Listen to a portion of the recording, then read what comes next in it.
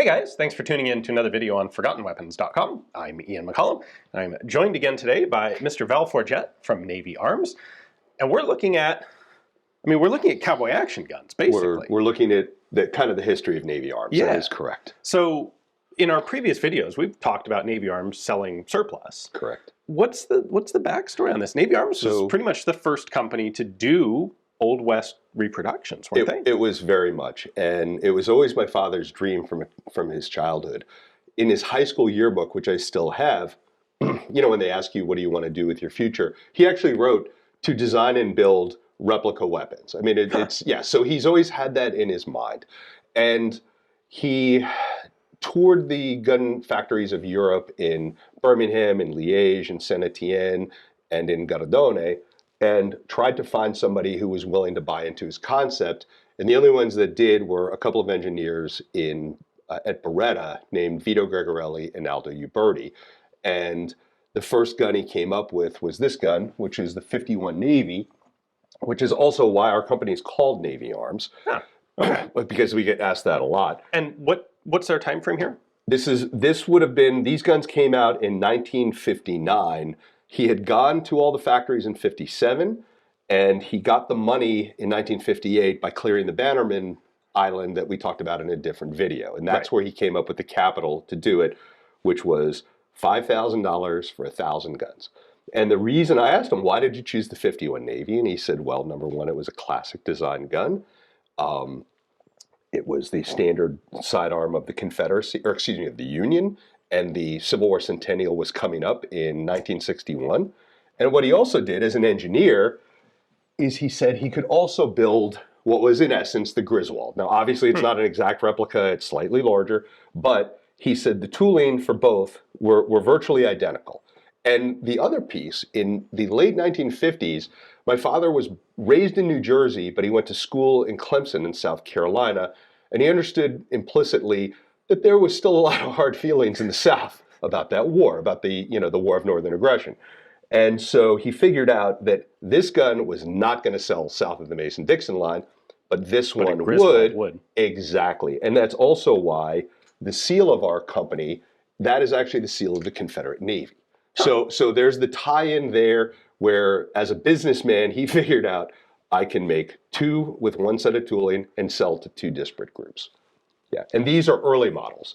This is serial number 12, and this is actually a prototype. And I asked my dad. Yeah, why do you have 12 and not one in a display like this? And again, my father said, he goes, we didn't think about that. He said I needed every dollar I could get. He goes, I didn't care. I was selling them all. So in later instances, once the company was established, like all of these guns, they're either serial number ones or prototypes that he would hand build with Aldo Uberti.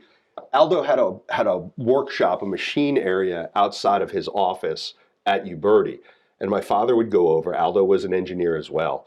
And they would work together to, Aldo would build the prototypes, and then my father would come over and they'd find ways in which to improve and make them better. So you said when this started, Uberti was an engineer at Beretta. Correct. Was this also the beginning of Uberti's standalone company? Well, yes. And what happened is Aldo left the company along with a fellow engineer named Vito Gregorelli, and they started what was really then called Gregorelli Uberti. And the gun there, if you look, there's a marking here on early guns. GU. Correct. And the way you can tell is that they're marked GU, and also on the top, they're marked Pagoda, New Jersey, which was the first location of Navy Arms before my father moved the company to my grandfather's building in Richfield, New Jersey. Okay.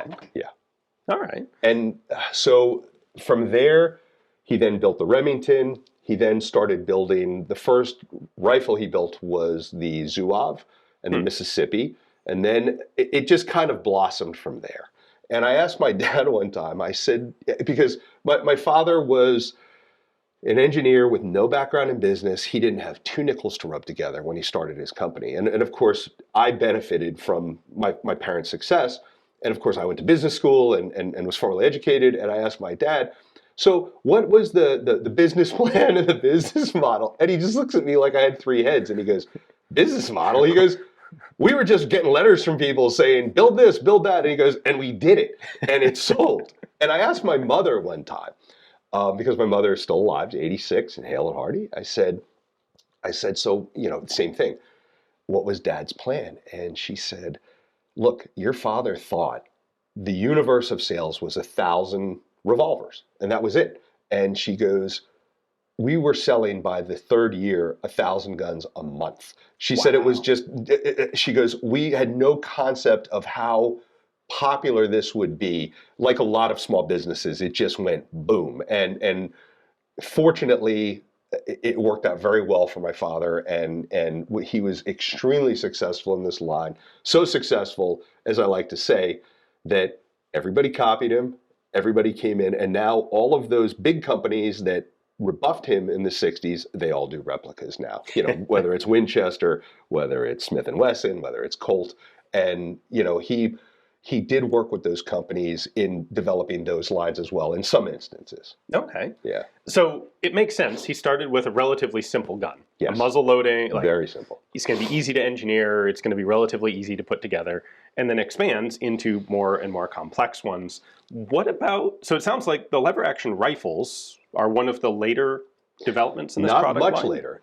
I would say that 80% of Navy Arms line he developed in a 10-year period between 58 and 68. And with the lever guns, again, his thinking with the muzzleloaders was the Civil War centennial. And then he turned the 66 and the 73. He actually built the 1866 because Winchester was coming up on its 100th anniversary of the 1866. Okay. He actually pitched it to them. Correct. So he pitched it to them as a project that he would build for them. Ultimately, they shied away from the project and decided to do a gold-plated 94 or whatever, and I'm sure it sold very well because it's in Winchester. A worthless commemorative that they're Pretty much. Still working on today. I think. But what my father decided is he said, well, we'll just do it on our own. And this gun was the first one. This is serial number 24 again. I'm not sure which one is serial number 1. We won't go into that. But they built this, was very successful, which then led to the 73, which then later led to the Henry rifle, which again was one of those circumstances where he thought 1,000 was the universe. So he built 1,000 in the United States. He got orders for 5,000-6,000 and called Aldo and shipped the stuff over to Aldo, and Aldo mass produced it. Okay. And that's how the line evolved. And then later he did projects like the LeMat, like the Schofield, which really, in my opinion, was the best gun he ever did. And that was kind of his crowning achievement. Okay. Yeah. Nice. In the late 90s. So where does the development of Cowboy Action shooting come in this? Was this a response to... Like, this can't have been a response to Cowboy because there wasn't really anyone making this. No, and to give people their due, Navy Arms was not really involved in that piece of it. Yes, we were selling 66s, 73s, but the single actions were really developed more by a guy named Boyd Davis with EMF, who was a competitor of my father's, but also everybody, it's a very collegial environment. And I love Boyd. Boyd was a great guy. And so that developed in California in the late 70s, early 80s. Okay. I remember it because my father was friends with people who lived out there who were involved, like Phil Spangenberger, who was the black powder editor for Guns and Ammo, and John Bianchi. And John was heavily involved. And I remember him telling my father, oh, you got to get involved in this. This is growing like wildfire. And of course, my dad was, we'll see. And yes, we became a very active participant in Cowboy Action. We worked very hard at helping it grow. We were very grateful for SAS and for the Wild Bunch for growing that business. And I was extremely proud. After my father died, when SAS opened their Hall of Fame, my father was one of the first 5 inductees, and I was very honored to get that on his behalf. And It was really, really a wonderful honor. Okay. And I still love Cowboy Action shooting. I still love this line. It's a hard business to be in now. I was going to say, you don't make these anymore. No, and that was a business decision. I mean, if I could make money at it, I would. But my father passed away in 2002, right at the time that Aldo had passed away, and Uberti was sold to Beretta. And so Beretta returning from whence it came. Yeah, pretty much. That's exactly right. And Beretta had told us that they would still be willing to sell to all their importers. But under Aldo, everybody sold a lot of common guns. But if you brought Aldo a specific model to build and you paid for the tooling, that was your gun. And that was true for all importers. For Cimarron, they had the Thunderer Grip single action, which was really the Lightning double action, but it was single action. That was exclusive to Cimarron.